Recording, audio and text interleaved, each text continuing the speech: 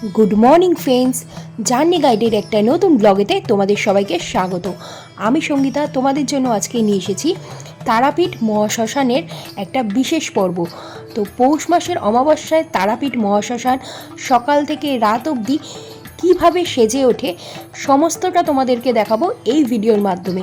তো চলো দেরি না করে ব্লগটাকে শুরু করে দিই।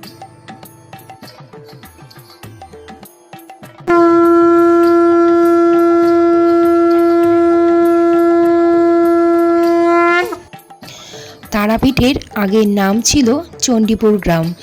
মা তারার পরম ভক্ত বামাখ্যাপা কিন্তু এখানেই সিদ্ধি লাভ করেছিল, তাই এই তারাপীঠকে সাধনাপীঠও বলা হয়ে থাকে। আর শ্রী বামাখ্যাপার সমাধি মন্দির এখানেই স্থাপিত। আর এই সমাধি মন্দিরেও কিন্তু নিত্য পুজোর ব্যবস্থা আছে, আর তার সাথে আছে মায়ের পাদপদ্মেরও নিত্য পুজোর ব্যবস্থা। আর এখানে দেখো তোমরা হাঁড়ি কাঠ রয়েছে, এখানে আগে বলি দেওয়া হতো, এখানেও কিন্তু নিত্য পুজো হয়। আমরা এখন চলে এসেছি শ্মশান চত্বরে, আর দেখো সকালবেলা থেকেই কিন্তু বিশাল লাইন পড়ে গেছে। এখানেও কিন্তু ভিআইপি লাইন চালু হয়ে গেছে, আর ভিআইপি লাইনটা ঠিক এর পেছনে আছে।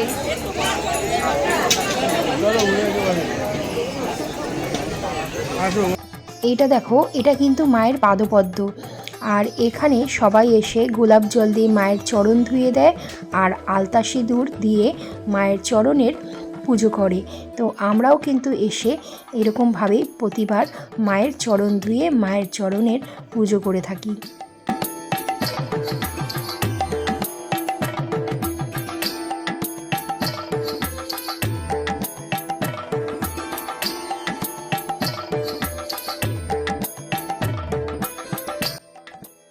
এটা হচ্ছে শ্রী বামাখ্যাপার সমাধি মন্দিরের গেট, আর প্রতিদিন এই গেট দিয়ে পুরোহিত ঢুকে কিন্তু এখানে নিত্য পুজো করে থাকেন।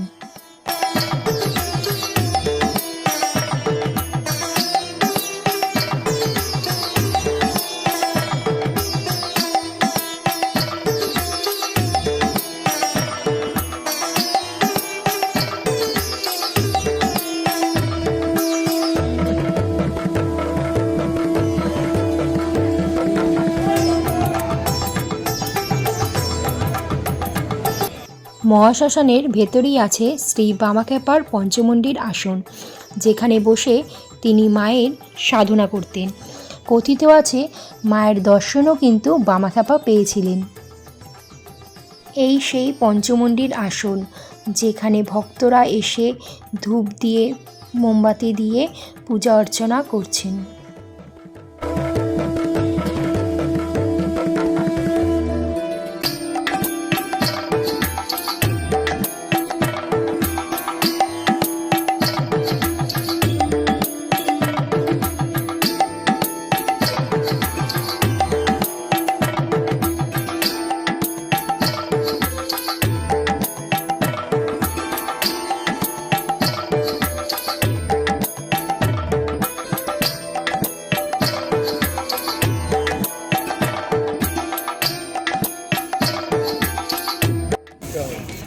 ও মানে এগুলো সারে, আর ওইটা হচ্ছে মহিষের, সরুগুলো মহিষের শিং।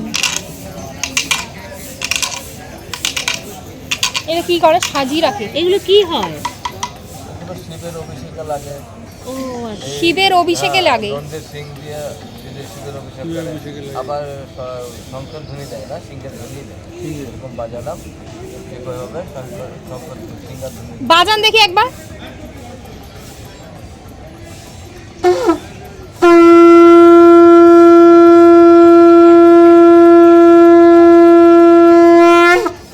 আরে মহিষের শিং দিয়ে কি দারুণ বাজানো হলো রে। তারাপীঠ মহাশ্মশানে এখন তৈরি হয়ে গেছে বৈদ্যুতিক চুল্লি আর কাঠের চুল্লি। ওম নমঃ শিবায়, ওম নমঃ শিবায়, ওম নমঃ শিবায়, ওম নমঃ শিবায়।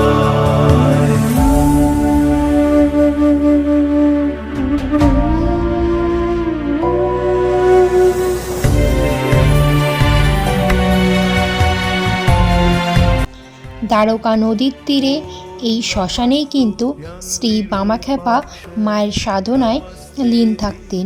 বহু মানুষ আসত তার কাছে নিজেদের রোগভোগ দূরীকরণের জন্য। আর অমাবস্যার দিনে রাত 10টার পর অঘোরী তান্ত্রিকরা কিন্তু এই চিতাভস্মের ওপরে অঘোর সাধনা করে থাকেন। দিনের আলোর শেষে রাতে মহাশ্মশান কী রূপে সেজে উঠেছে চলো তোমাদেরকে এবার ঘুরিয়ে আনি।